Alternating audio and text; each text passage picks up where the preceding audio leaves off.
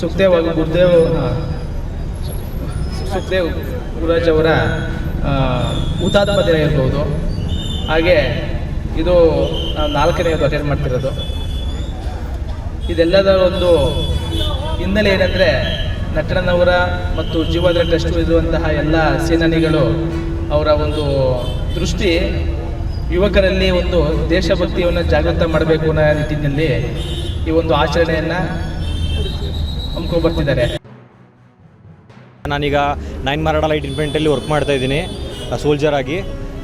ಕಾರ್ಗಿಲ್ ವಿಜಯೋತ್ಸವದ ಏನಂತಂದರೆ ನಾವು ಆ ಟೈಮಲ್ಲಿ ನಾವಂತೂ ಅಲ್ಲಿ ವರ್ಕ್ ಮಾಡಿಲ್ಲ.